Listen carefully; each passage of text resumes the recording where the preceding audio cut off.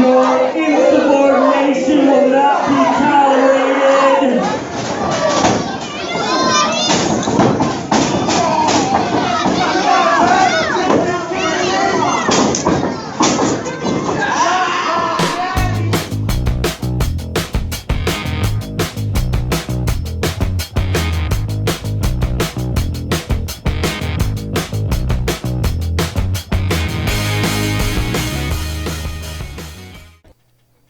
Hey, thanks for sticking around after Mostly Metal to join me, Ken the Metal Professor, on the Northwest Indiana Wrestling Action Program. I have delayed audio coverage of the event Double Down put on by Backbreaker Wrestling in Griffith, Indiana, this past Saturday, February 18th. 6 matches altogether, and I bring you selected audio bits and descriptions of what's going on so you know who beat up who won, who lost, and all that good stuff.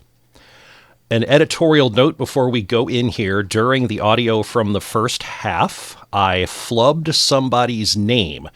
So there was a tag team, or has been a tag team, maybe they still do stuff together, but it's been a couple of years, probably maybe 3 at this point, since I've seen them, called the Top Guns. And the 2 men in Top Guns were Ace and Highball.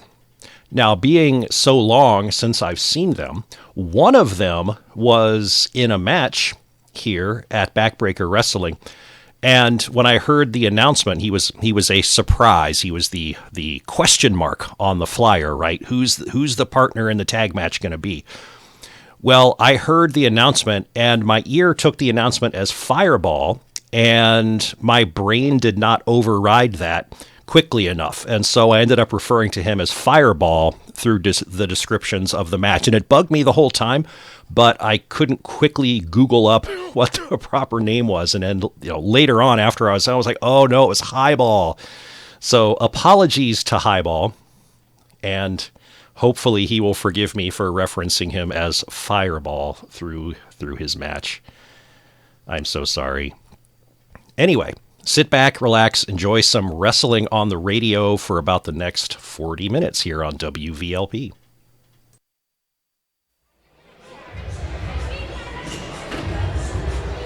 This is Ken the Metal Professor. I am sitting in St. Mary Hildebrandt Hall in Griffith, Indiana, representing WVLP and the Northwest Indiana Wrestling Action Program. Here to give delayed audio coverage of the event Double Down put on by Backbreaker Wrestling here in Griffith. This place is pretty packed. They've had to roll out several extra rows of chairs to accommodate the people coming in. The show is going to be underway in about 5 minutes.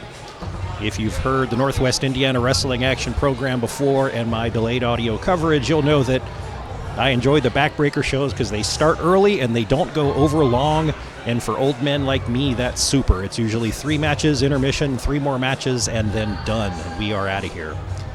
Going to give a shout out to Revolution Championship Wrestling. They have a show tonight out in South Bend at the Goodson Event Center. I always like to visit them too, but I had the collision of events tonight, so I had to pick one. And I hadn't visited Backbreaker for a while, so here I am. So as the action goes on, I will creep myself in and give you some audio highlights of what's going on. By the end of the show, you'll know who beat up who won any titles, or lost any titles, or anything like that. And it'll be a good time, and then we can all go watch Sami Zayn lose to Roman Reigns at Elimination Chamber.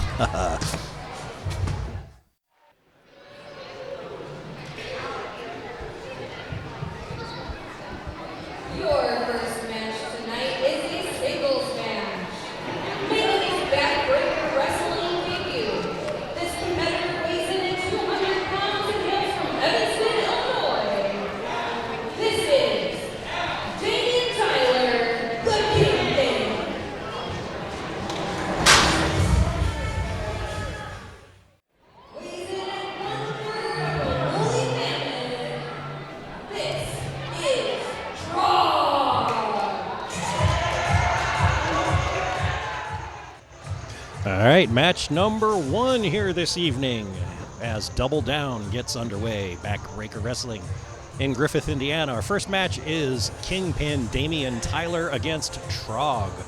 Trog the Caveman.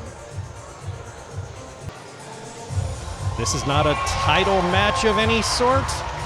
Trog used to be Backbreaker Wrestling Champion. Now he is the holder of the meat bone.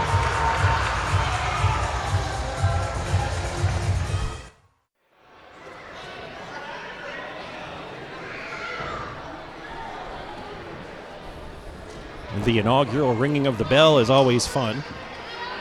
That's in a bit of a delay as the referee is explaining to Trog that the big meat bone that he brings to the ring is not legal and he needs to surrender it. Hopefully it's not covered with slobber.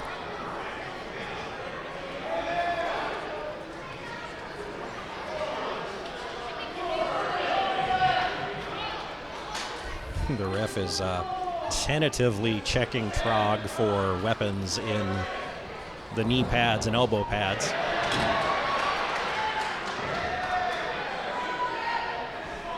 And Trog checks the referee in return. I mean, he's a caveman. He's just mimicking what the other people do, right? This already has Damian Tyler kind of out of sorts, so the psychological games played by Trog the Caveman. There we go. There's the bell. Pays off. And Damian Tyler attacks him from behind when Trog was turning around to whoop at the audience.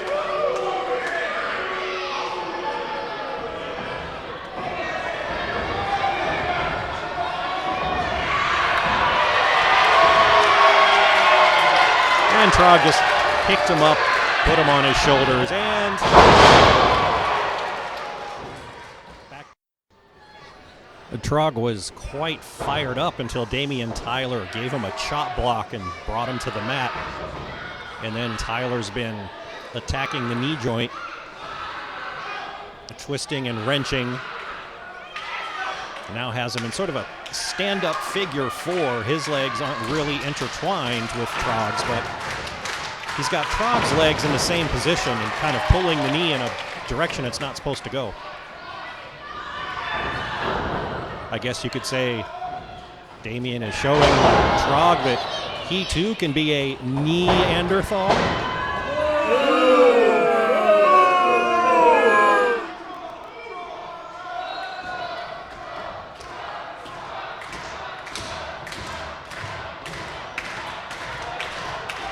Is getting support from the crowd.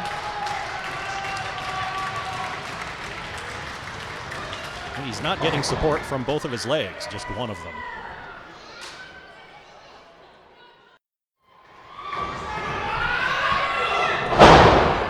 And Trog has managed to get his feet under him. And he's dropped Damian Tyler on the mat a couple of times.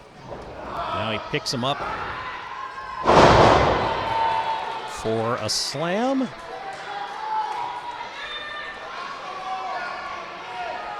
Tyler manages to roll himself out of the ring to the floor to avoid any further damage, at least immediately.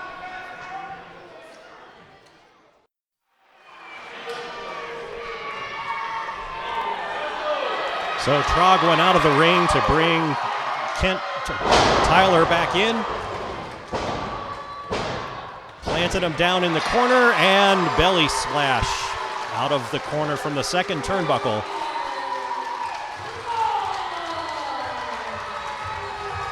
And Trog has won. Now he's being announced just as Trog, not Trog the Caveman. So maybe he's trying to shake this whole caveman stigma.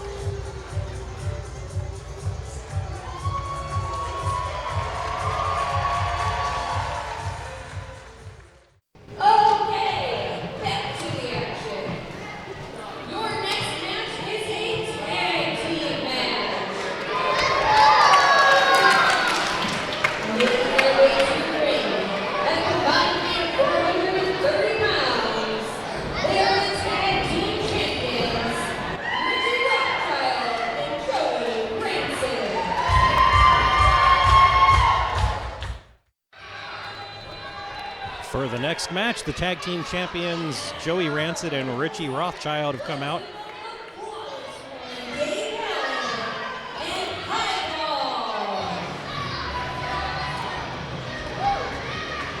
Joey Rancid immediately started giving the ref a hard time.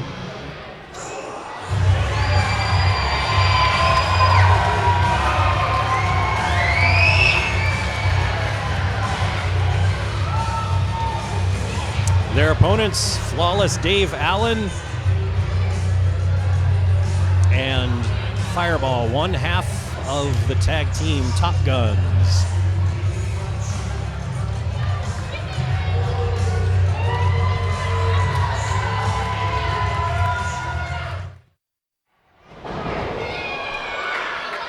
And from the opening bell, the ref has no control of this thing. All four men are in the ring, beating on each other.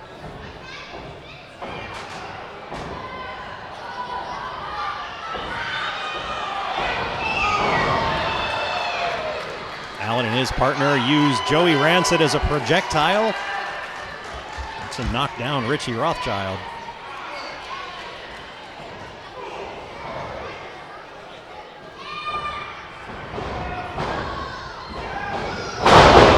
And now things have gotten semi-ordinary. Fireball and Rancid are in the ring together. Fireball is, like I said, half of the tag team Top Guns. He's got the green Air Force body suits and blue mask made to sort of look like a fighter pilot helmet.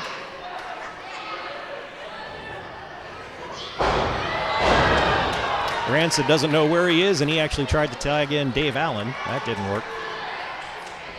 And now Allen gets tagged in properly, and he can go after Rancid.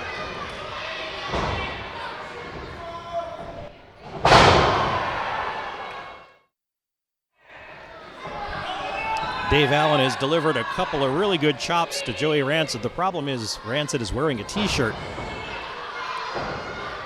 so the chops don't make that satisfying smack sound.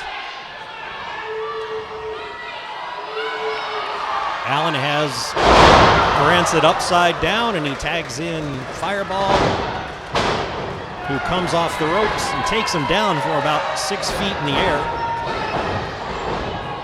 Now Rothschild has come in, illegally of course.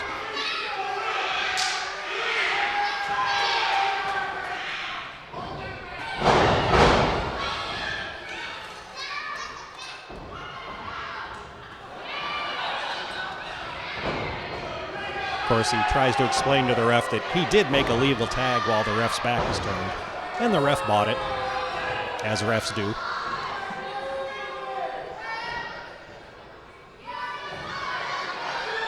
Now Rothschild is up on the second rope in the corner. He tags in Rancid. Big elbow drop from Rothschild. Now Rancid follows up, tries for a pinfall, but no luck.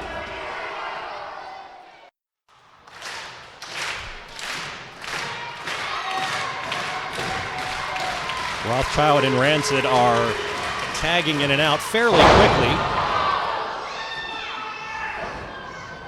and basically just keeping Fireball down and out. Allen just tried to come in and save his partner illegally, but the ref is chasing him out. And while the ref's back is turned, the other two switch places and do the loud smack of hands to pretend they tag. Another 2 count on Fireball, but he kicks out.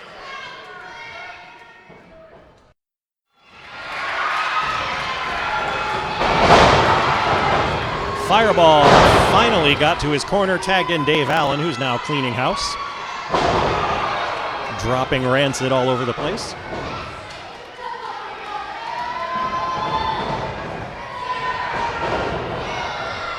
Big elbow in the corner, knee strike to the head. And he was trying for his patented boot to the face, but Richie Rothschild had pulled the top rope down a little bit when Allen was trying to rebound off of it, and that threw him off. So he didn't get all of it.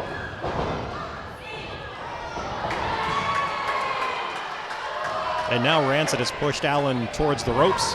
Rothschild dropped down the top rope, sending Allen out with the low bridge.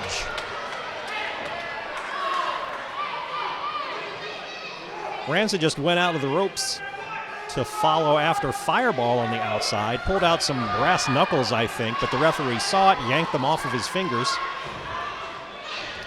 But it looks like in the meantime, Joey Rancid pulled out his own while the ref was distracted, hit Dave Allen, and that's it. With a little help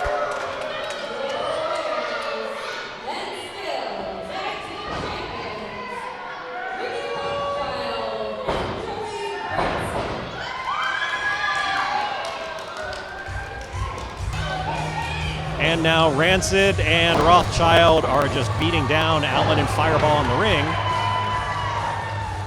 But out come Cliff Caviar.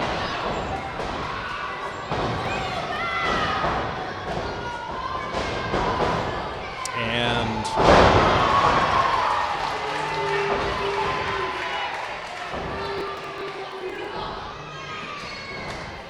somebody else in fatigues. They're both in their fatigues. Is that Scott Powers? I usually see him in a nice suit. And he's wearing a baseball hat pulled down over his eyes, so I can't really tell from here.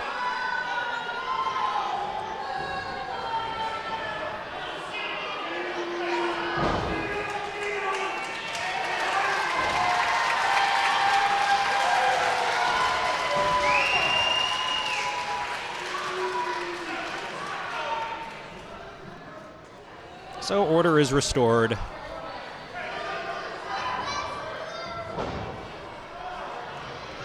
Rothschild and Rancid have already run off to the back, and now the other four are heading that way themselves.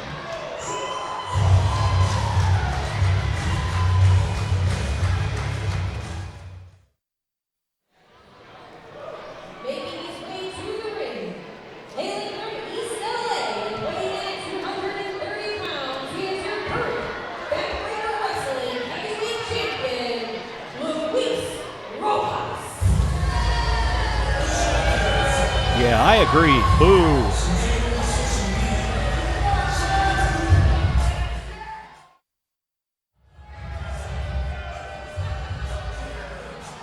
Rojas is the current backbreaker wrestling heavyweight champion.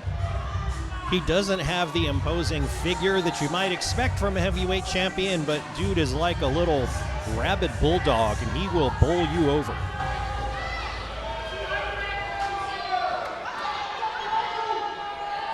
Waiting the introduction for his opponent.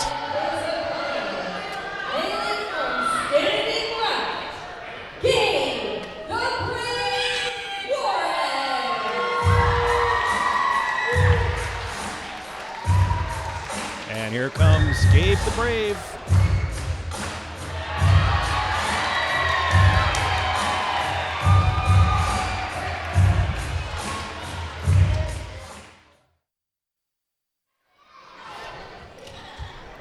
Rojas was polite enough to be out of the ring while Gabe went around and got all his accolades from the crowd. The kids love him.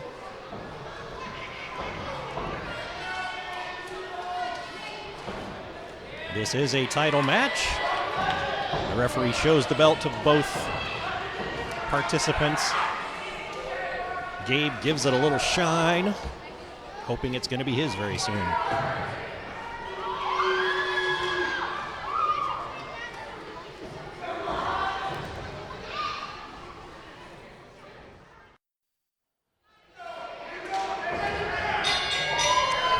There's the bell. This title match is going.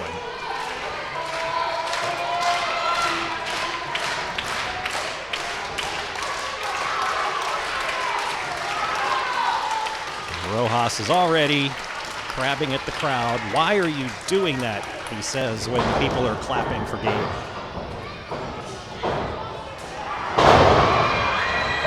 Gabe just caught Rojas's kick, chopped him down to the mat.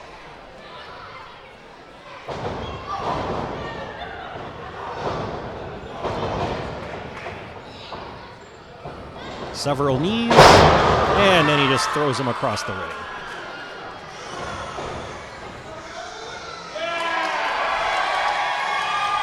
Gabe says, "You want me to do it again?" Of course, the answer is yes.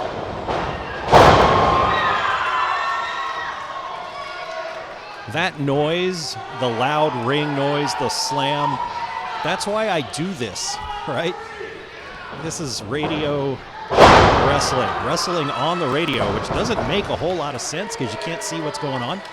I know I'm not exactly Mr. Excitement when I'm trying to tell you what's going on, but I'm not trying to be the super commentator, just kind of giving you the basic idea of what's happening. And then after that, it's all about the sound. The crashes, the bounces, the slaps, the chops, the crowd. And that only makes sense if you kind of know what's happening. Gabe just gave Rojas a shoulder tackle, and Rojas just flopped out of the ring to the floor.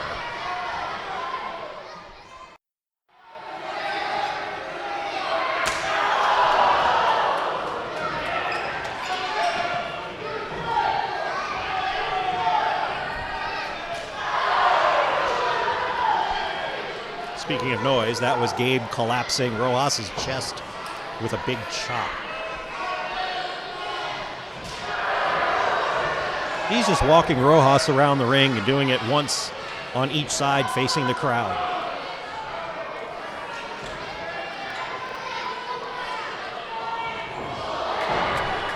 Until he got to the last corner, Rojas dropped out of the way and Gabe struck the ring post with his hands.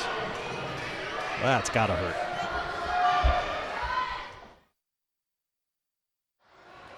Gabe is giving Rojas repeated kicks to the face in the corner. Gabe's got some good flexibility. He's getting his boots up a hair over the top turnbuckle to connect with Rojas every time. If I tried to kick like that, I might be able to reach the 1.5 turnbuckle. Probably not up to the second. It hurts just to think about getting my foot all the way up to the third. And I'm 6'4".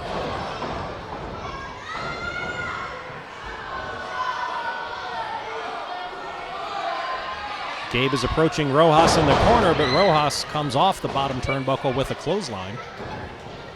And now he's climbing the ropes.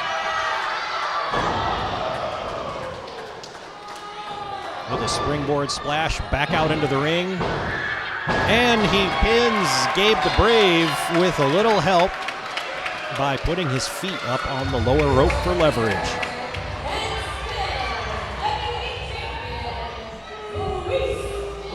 And that is how you keep your title.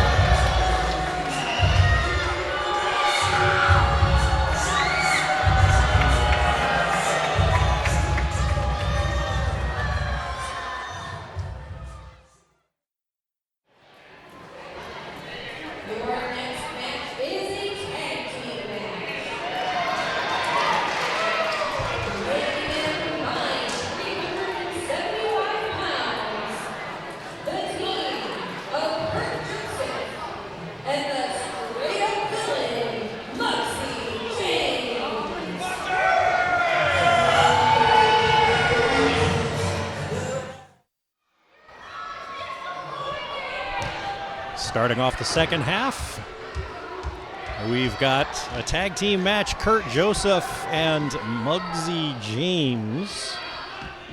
Kurt Joseph has already come to the ring. He's angry about everything at the moment.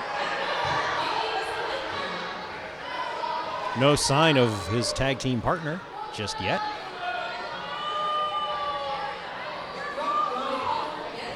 No, I was not at the last show, but I believe the Masters, Kurt Joseph's unit from before, has basically imploded.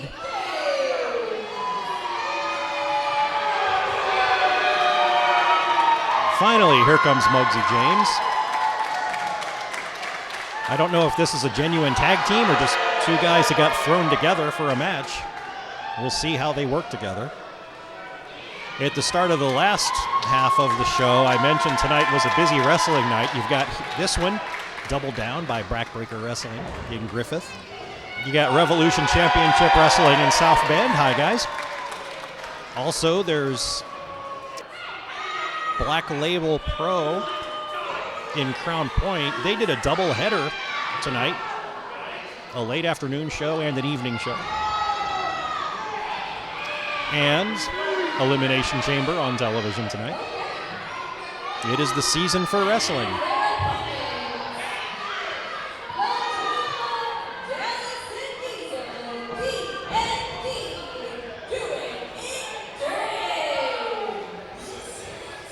Here comes Dallas and Diesel to take on Kurt Joseph and Muggsy James.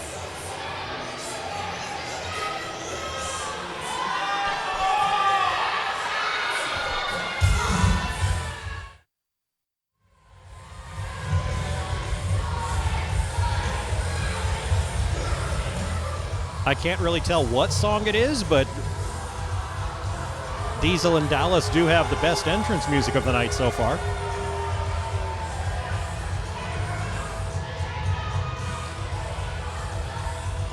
The crowd approves.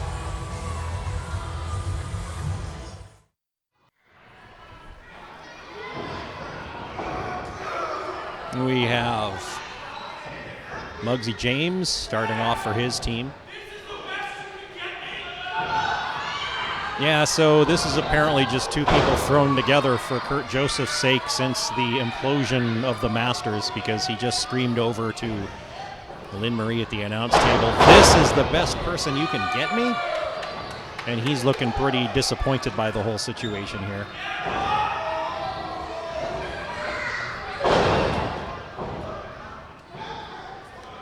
Dallas and Diesel are kind of taking care of Muggsy, and Kurt Joseph is disgusted by his partner's performance.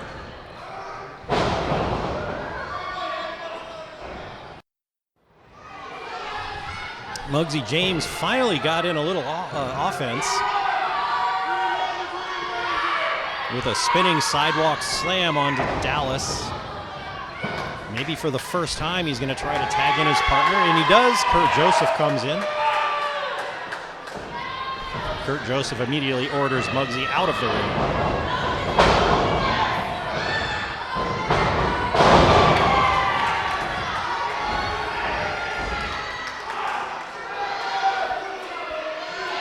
Spinning neck breaker on Dallas, and Kurt Joseph goes towards his corner to instruct his tag team partner that is how it's done.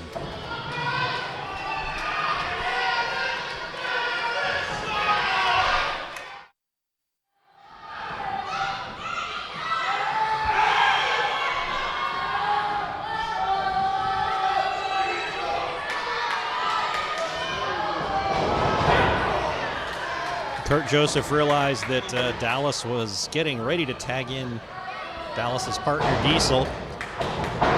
So Kurt Joseph dropped out of his corner, ran all the way around the ring, and shoulder tackled Diesel, so he couldn't get the tag. He went all the way back to his corner only to see his own partner Muggsy get a shoulder to the gut and get knocked down to the mat. Kurt Joseph gives and he gives and he gives, and this is what happens. Oh, and Muggsy went for the tag in the corner, and Kurt Joseph just dropped off the apron and is walking away.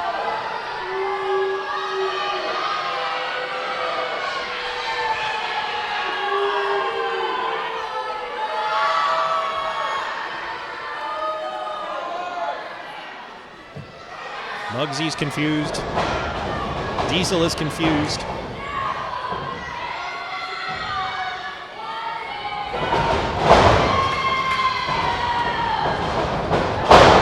Muggsy's kind of been inspired by all this. He's taking care of business in the ring.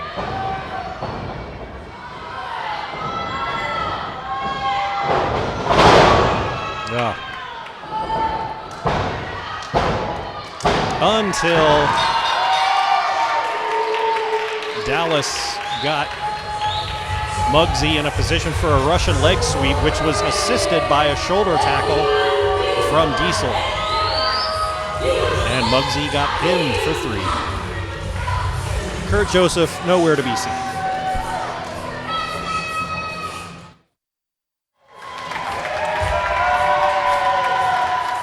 Being the good sports that they are, Dallas and Diesel are having the crowd give a cheer for Muggsy. He was, after all, abandoned by his own tag team partner, and he put up a good fight afterwards. Your first contestant hails from Valparaiso, weighs in at 210 pounds. He's undeniable, Nick Diamond.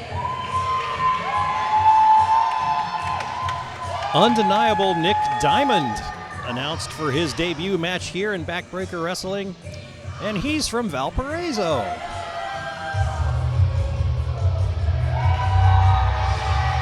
So I will be rooting for him no matter what, with apologies to his opponent. I believe is going to be Johnny Motley. I normally wouldn't root against Johnny Motley, but Nick is from Valpo.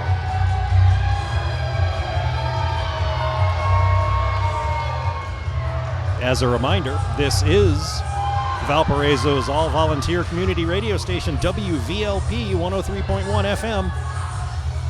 We're in the midst of the Northwest Indiana Wrestling Action Program with delayed audio coverage of Backbreaker Wrestling's event Double Down from this past Saturday, February 18th in Griffith, Indiana.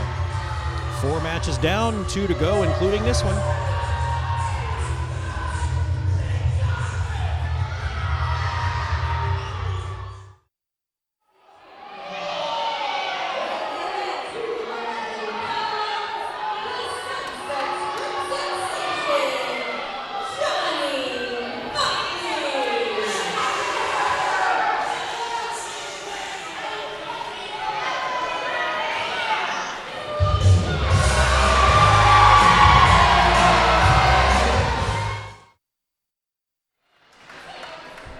This match is for the Backbreaker Wrestling Legacy Championship held by Johnny Motley. It's a good thing Motley is wearing blue tights with orange leopard print, and Nick Diamond is wearing purple tights, because these guys could be twins and it would get really confusing. About the same height, probably close to the same weight, same hair length, same facial hair.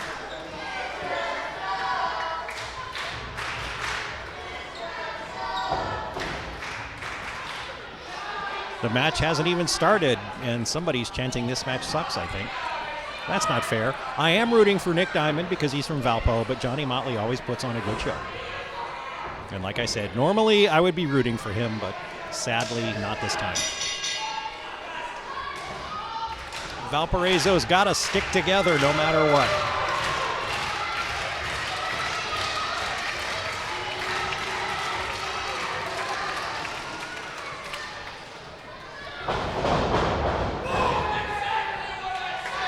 And Nick Diamond dodges Motley and then celebrates right away.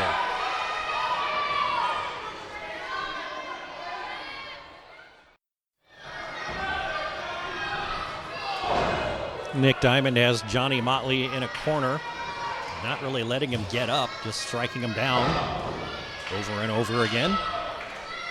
Then posing for the crowd.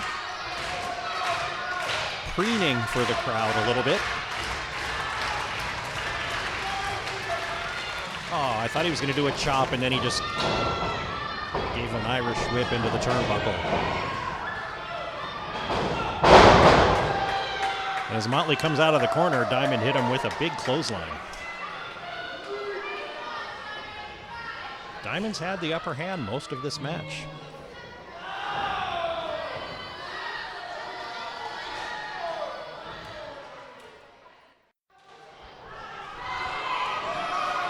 Motley's finally gotten the upper hand here. He's sitting on the top turnbuckle in the corner and pulling Diamond up towards him as if to drop him back in the ring, but then Diamond raked his eyes. Oh, and Diamond whips Motley up and over with a big suplex out of the corner.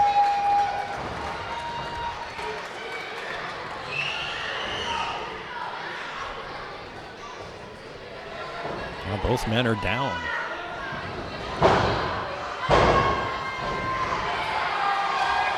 Diamond draped his arm over Motley and got a 2 count, but that was it.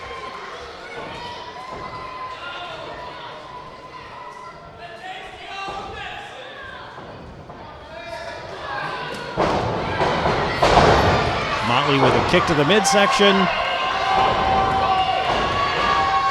And it looks like he's trying for a DDT.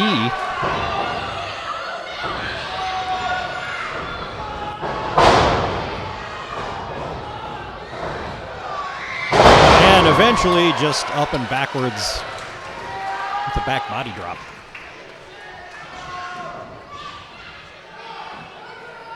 Refs counting both men who are down.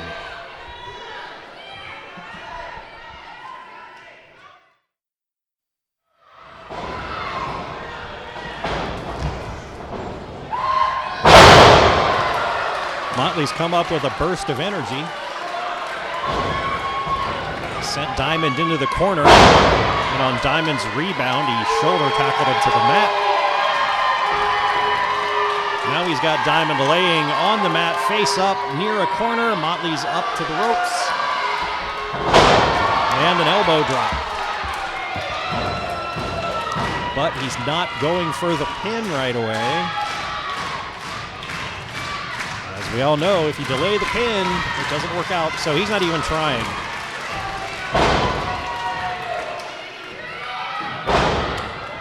Motley's loading up the foot. Doing the Shawn Michaels, I'm about to kick your teeth down your throat stomp. Oh, but Diamond caught him. And planted Motley down. Ooh, almost got through.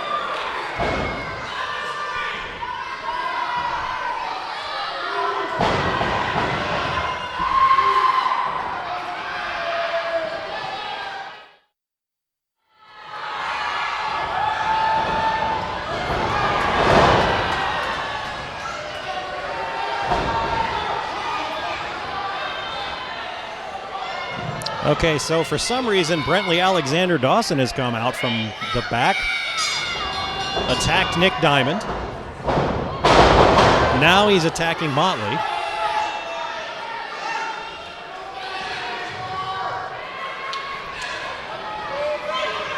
The ref has called the match.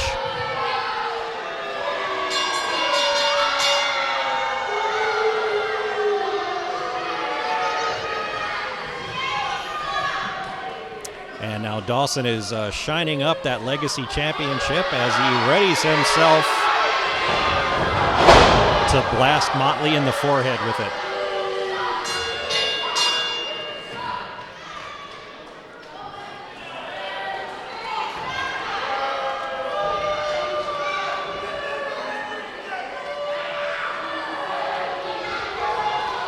And his business completed. Dawson is walking off to the back.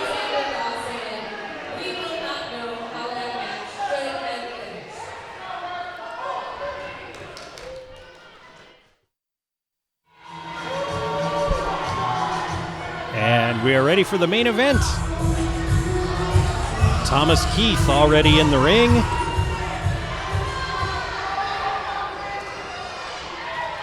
Explaining his greatness to the crowd.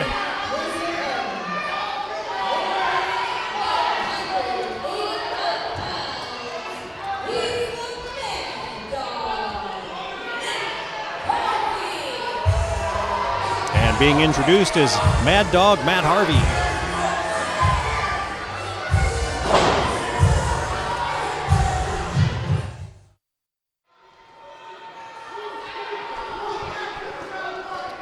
The match is underway. Thomas Keith still jawing at the crowd.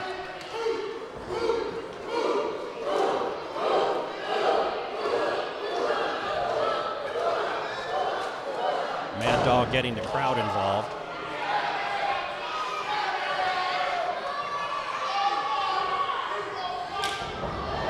Now they're jabbing at each other and exchanging shoves to the chest.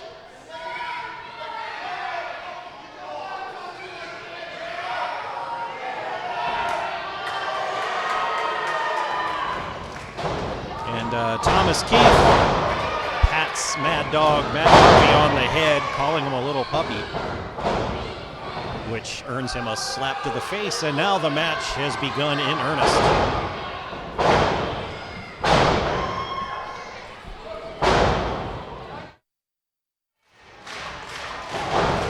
Thomas Keith has spent a good portion of the match being pretty dismissive of Matt Harvey.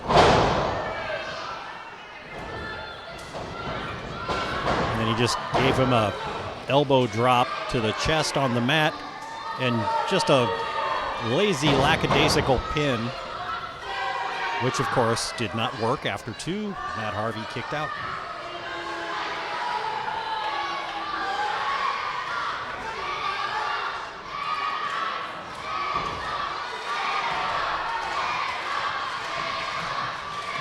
The kids in the crowd definitely want Mad Dog to win.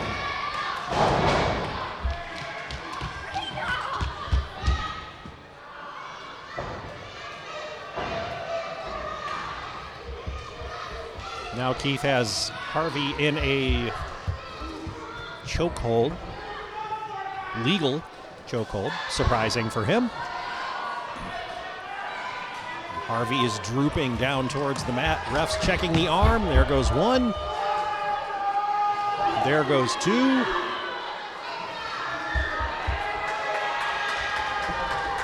And now Harvey gets to Harvey it up. It's not Hulk it up, it's Harvey it up.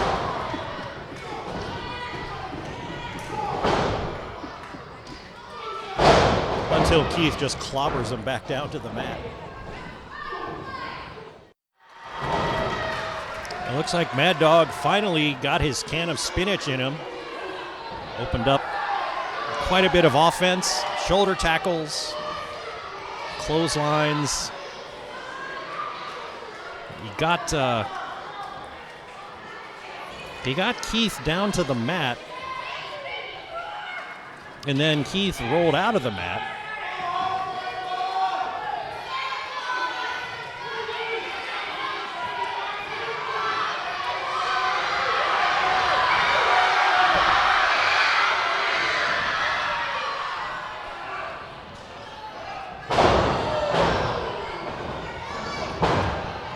And out from the back strolled King Bishop.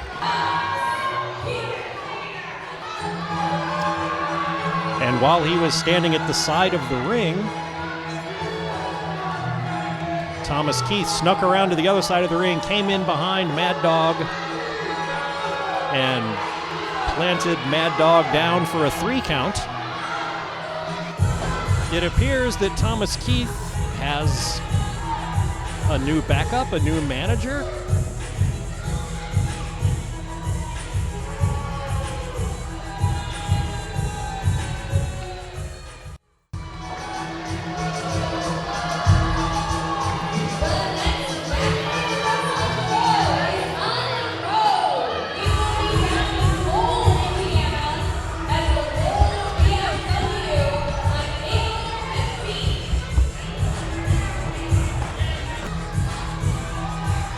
So King Bishop makes his first, I believe, appearance in Backbreaker Wrestling, coming to the aid of Thomas Keith.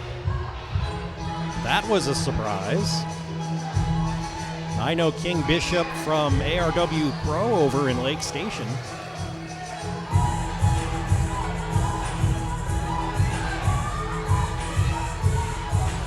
He seemed a decent enough chap over there. I don't know what he's doing here with Thomas Keith. Maybe we'll find out later. Anyway, that's a wrap. The end of Double Down, Backbreaker Wrestling here in Griffith, Indiana, St. Mary Hildebrandt Hall. I'm Ken the Metal Professor. This has been delayed audio coverage on the Northwest Indiana Wrestling Action Program. I'm not sure what event I'll be going to next. The next RCW show, maybe ACME Championship Wrestling at one of their school fundraisers. We will see. You can find NWI Rap on Facebook. Keep up there.